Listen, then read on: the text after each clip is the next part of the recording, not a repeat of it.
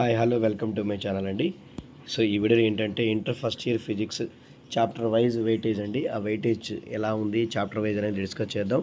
ఎందుకంటే మారినటువంటి నూతన సిలబస్ ప్రకారంగా న్యూ ప్యాటర్న్ ప్రకారంగా మనకి టోటల్ 85 మార్క్స్ కాబట్టి ఆ 85 మార్క్స్లో మనకి చాప్టర్ వైజ్ వెయిటేజ్ ఎలా ఉంది, 1 మార్క్స్ క్వశ్చన్ 2 మార్క్స్ ఏంటి, 4 మార్క్స్ 8 మార్క్స్ ఏ చాప్టర్ నుంచి వస్తాయి అనేది డిస్కస్ చేద్దాం. సో టోటల్గా అనేది మనకి 14 చాప్టర్స్ అండి.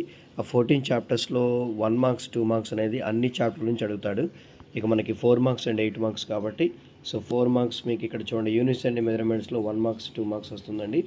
అలాగే స్ట్రైట్ లైన్లో 4 మార్క్స్, మోషన్ ఏ ప్లేన్లో 4 మార్క్స్, లాస్ ఆఫ్ మోషన్లో 4 మార్క్స్, తర్వాత వర్క్ పవర్ ఎనర్జీలో 8 మార్క్స్, సిస్టమ్ ఆఫ్ పార్టికల్లో 4+4 అండి, ఆసిలేషన్స్లో 8 మార్క్స్, గ్రావిటేషన్లో 4 మార్క్స్, తర్వాత మెకానికల్ ప్రాపర్టీ ఆఫ్ సాలిడ్స్లో ఒక 4 మార్క్స్, ప్రాపర్టీస్ ఆఫ్ ఫ్లూయిడ్స్లో 4 మార్క్స్, థర్మల్ ప్రాపర్టీస్ ఆఫ్ మ్యాటర్లో 24 మార్క్స్ వస్తాయండి.